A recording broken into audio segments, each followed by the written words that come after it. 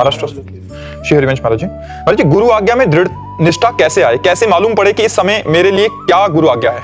जब हमारा लक्ष्य दृढ़ हो जाता है भगवत प्राप्ति, तब हम गुरु आज्ञा का पालन करते हैं। जैसे हमें जाना है बांके बिहारी जी, हमें पता नहीं है, तो जो गाइड हमें मिलेगा हमको उसके इशारे पे चलना होगा, इधर से इधर। हम वहां ये नहीं बोल सकते कि ये रास्ता हम नहीं जाएंगे, नहीं, वो जो रास्ता बता रहा है उसी रास्ते पे चलते हैं। ये कब दृढ़ हुआ?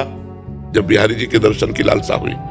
तो जब हमें भगवत प्राप्ति की लालसा या मुमुक्षुता सत्संग के द्वारा जागृत होती है, तब हम गुरु का वर्ण करते हैं। और जब गुरुदेव का वर्ण करते हैं और उनकी आज्ञा का पालन करने की उत्साह वृत्ति उसी में होगी जो भगवत प्राप्ति करना चाहता है। ऐसे हजारों लोग गुरु बनाते हैं लेकिन गुरु की अवज्ञा कर देते हैं, उनकी आज्ञा का उल्लंघन कर देते हैं। वो जो नियम बताते हैं, जो साधन बताते हैं, जो मंत्र बताते हैं, उसमें रति न करके मनमानी आचरण करता रहता है जीव, क्योंकि उसको लक्ष्य नहीं बना। लक्ष्य क्यों नहीं बना? भोगैश्वर्य प्रसक्ता नाम तया प्रहत चेतसाम व्यवसायत्मिका बुद्धि समाधो न विधीयते।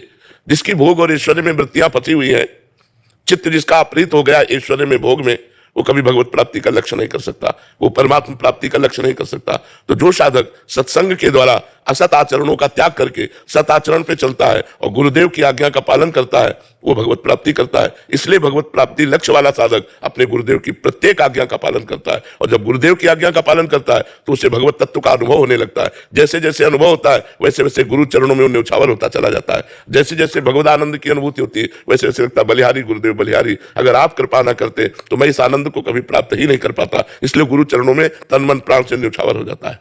समझ पा रहे हैं आप? पर कभी कभी ऐसे भोग आते हैं कि वो लगता है कि ये तो कर्तव्य है इनको भोगना, तो मतलब कैसे मालूम पड़े कि ये भोग? तस्मात् शास्त्रम प्रमाणम ते कार्य कार्यो व्यवस्थित हो।